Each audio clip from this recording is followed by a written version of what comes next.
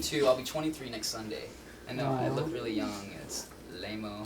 But 23.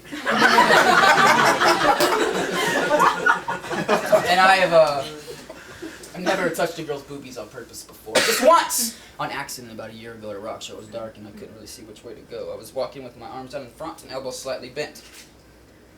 I don't normally walk like this. Now I'm doing the new walk, but I don't normally walk like this. But it must have been destiny this night, I guess. Before I knew it, my palms were pressed on her chest. 2 handfuls full of soft and fresh breasts. But that was on accident, so it doesn't count. Really. I've never even seen a girl's boobies in real life on purpose before. But I saw my mom and sisters, but that was on accident. That doesn't really count. In Arkansas, it's not that big a deal. So I've never seen boobies, and I never touched boobies, so you're probably thinking I'm a virgin then, right? Yep! Correct assumption I am, but now you're like, well, wait a minute, holds up. This dude's got stuff hanging from his nose. This dude's built like the latest indie rock starving fad. Hey, he's got, you know, thousands of MySpace hits. I checked his Zanga stats, it's off the hook. Surely this dude's messing around here. I bet he's probably insecure about himself then. I bet he's kind of skinny. Maybe he's a little insecure, worried about his manhood. His measurements or something like that being a little too small. But that's not the case. I assure all of y'all, I've measured it before, and I'm about the same as all of you guys of the Caucasian persuasion. So mere mathematics doesn't fit into the equation. Maybe that's still not it. Maybe you're thinking, I got long hair, I'm kind of girly, I talk about being a manly man and stuff like that.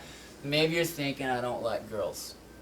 I like boys, and like, you know, entrance in the back door, or something like that.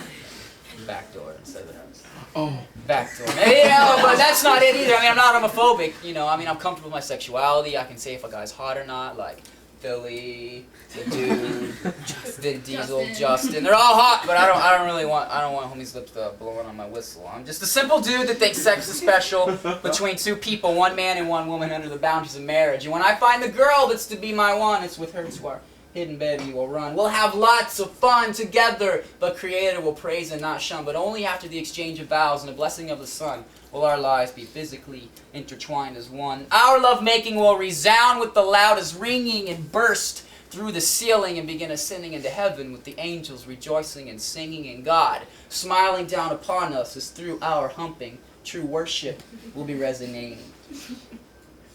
So much more than empty friction we'll be making, but gifts saved and treasured for one another in the exchanging her body, my body, and ours alone for the taking.